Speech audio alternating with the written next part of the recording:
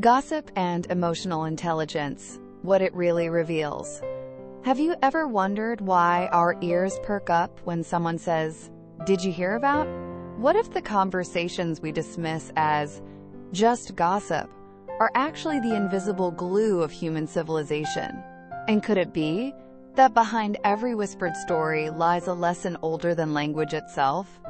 Welcome to Live Stoic, Live Strong, where we trade illusions for truth, where emotions are felt but not obeyed, where clarity is power and discipline is freedom. But live so. This is not just a channel, but live so. It's a mindset.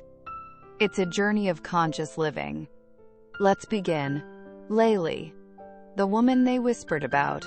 They used to whisper about Layli, not because she shouted, not because she sought attention, but simply because she didn't fit their mold. There was something in her quiet strength that unsettled people. She didn't try to impress anyone. She wore simple clothes.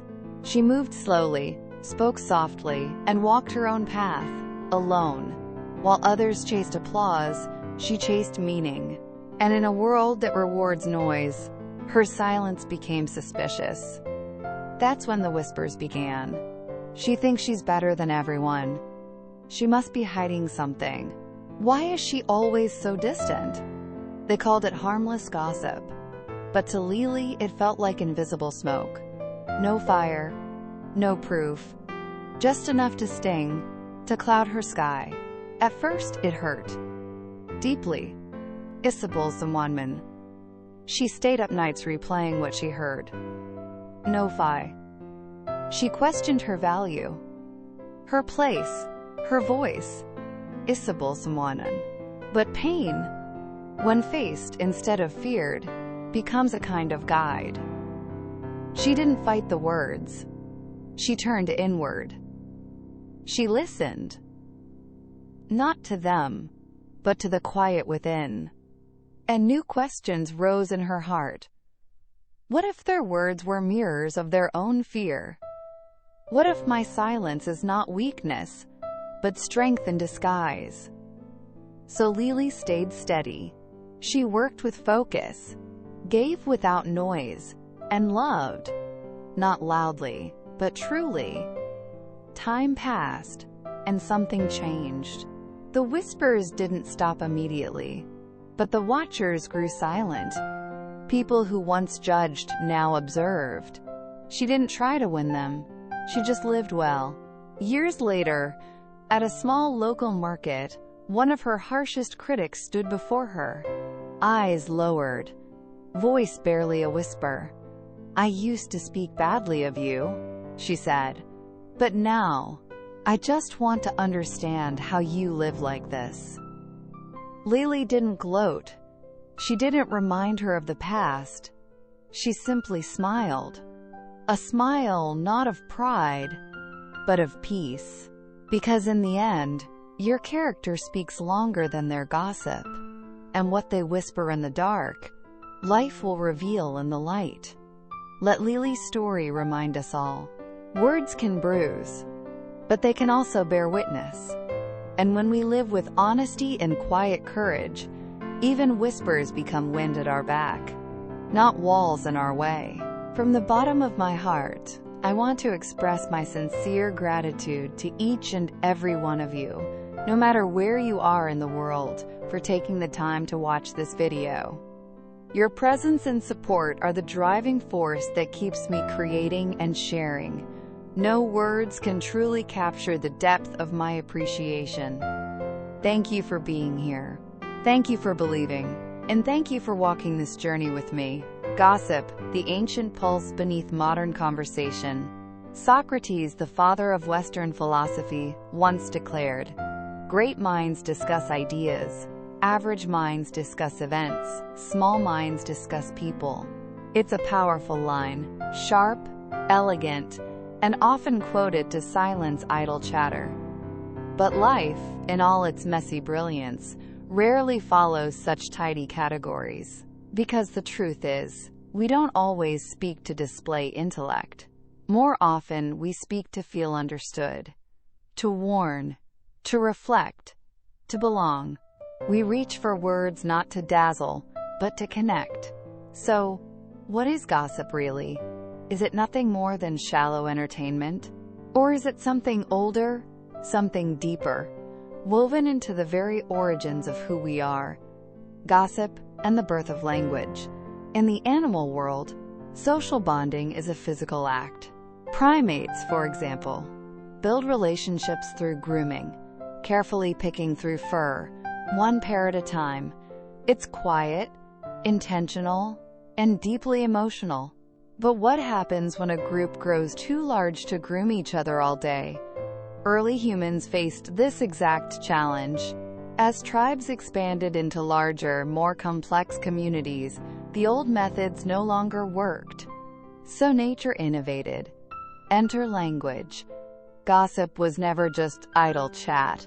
It became a new kind of grooming, a verbal ritual that allowed people to share who could be trusted, who had betrayed, who had proven loyal or unworthy.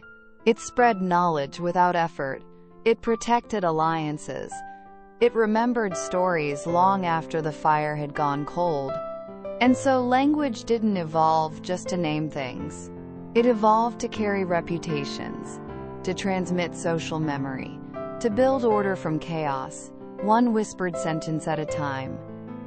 The nature of gossip. More neutral than you think. Today, gossip has a bad name. We associate it with scandal, backstabbing, and petty talk.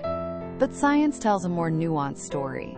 In a revealing study, psychologist Megan Robbins and her team monitored the conversations of 467 people. They discovered that the average person spends about 52 minutes a day gossiping. But here's the twist. 75% of that gossip was neutral, simple observations or retellings. 15% was negative, critical or judgmental. Only 9% was positive, compliments or praise. That means the majority of gossip isn't about tearing others down. It's about making sense of behavior, noticing patterns, mapping out who did what and why it matters.